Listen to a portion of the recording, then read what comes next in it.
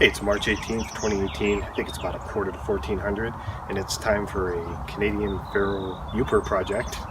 I'm going to be building end tables today for the bed for Sarah and I, and I've actually already started cutting wood and stuff, but I'll post that after that. But it's a beautiful day. It's like in the 50s today, and the shed survived the winter. The shed we built in June with no plans or anything.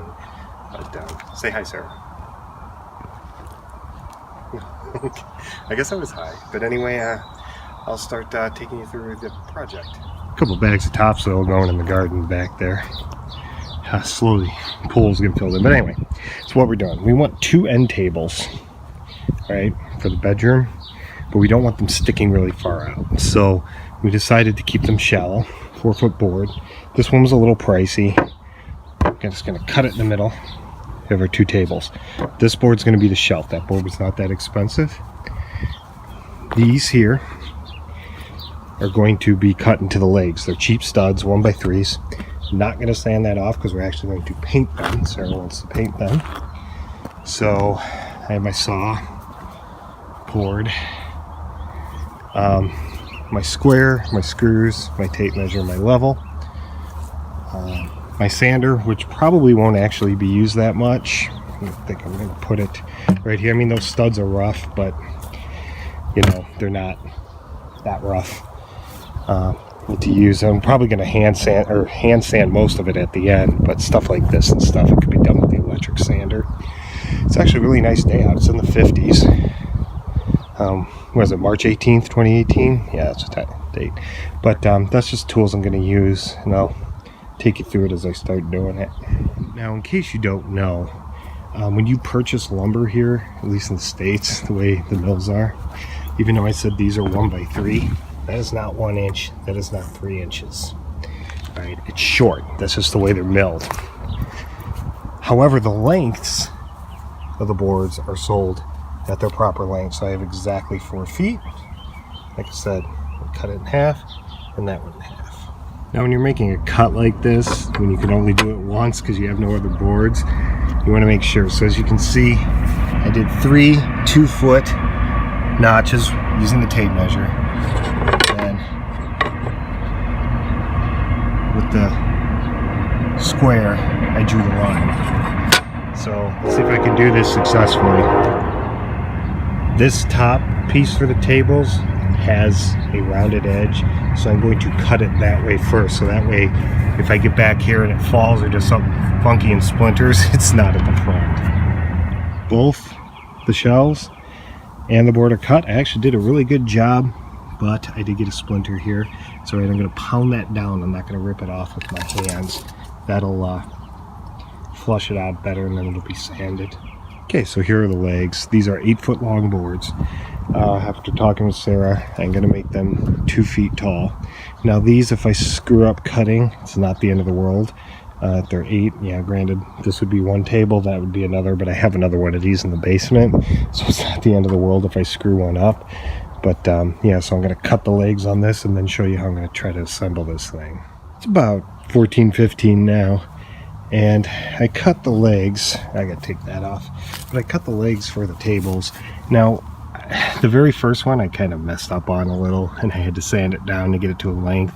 And then I decided at that point, the best thing to do was to use the first initial board cut for each table as the length measure for each of the other legs. It actually worked really well, but just to be sure that the 2 tables are the same, or that the 2 tables have all their legs the same, I've created 2 piles. That'll be the first table, that'll be the second table. Now, I'm not exactly sure, well, I know I'm gonna screw the legs into the top of the table. Like I said, these are being painted, so I don't mind marking all over it. So once I do that, I will, I'll go get my drill the holes, screw these in, and then see how I'm going to fit those in. They're probably going to have to be cut down a little. I have my awesome drill, but what I'm going to do when I put these in, number one, I'm going to anchor the legs with 2-inch screws, which I will be more than long enough to do that. It's going to have other reinforcements in it too, so it doesn't matter that it's not going to be really far in. Plus, the longer you get with a screw, the more likely you are to screw up the angle when you drill in. But anyway, so what did I do? Well, I took this here and I measured to try to get as center as I could. One of these will be 0.75 inches this way, 1.25 this way. This is just for so I don't forget the measurements. I took the block, drew a square here, so my drill hole will be 0.75 this way, 1.25 inches this way. We made all 4 X's, crosses, where I'm going to drill my pilot holes. And this is 1.25, but it had to be set back a little bit because of the round edge, because I don't want the leg right at this edge, I want it at the flat edge.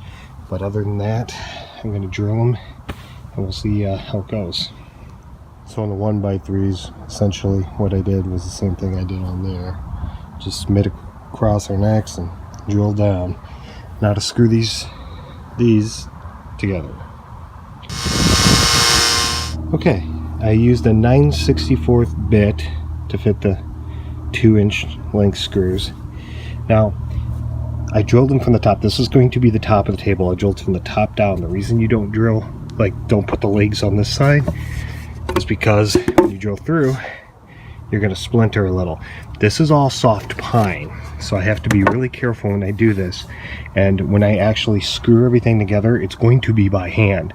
If I use my driver, there's a good chance that I'll strip something or snatch something, or like strip the screw or break the wood or something. Okay, so here's the first one screwed in. Now this is inherently unstable, especially being this tall, and one of the legs is slightly bent a little. However, that's easily fixed. Like I said, I'm going to put a shelf in here, which is going to have to be cut when I measure it about a foot up.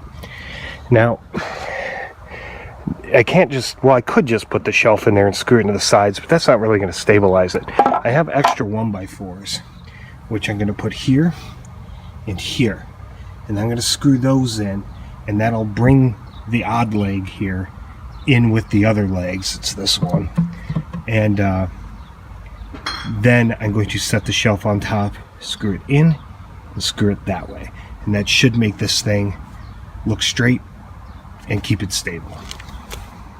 Alright, it's now about 15:15, and these are actually 1x6s, not 1x4s. They're just extra wood I had. I could have used 1x2s or 1x4s or 1x3s if I had any, but I don't. But I think it looks good. Just screwed them in.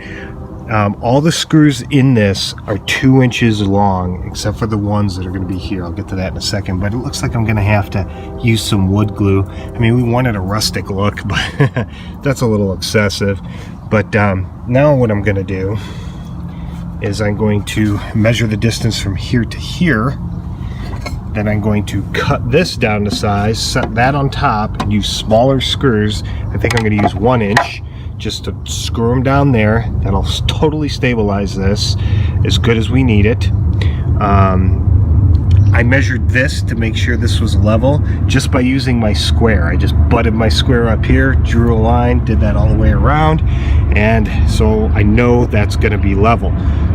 So anyway, I think I'm going to get started on the shelf now, and this table should be done.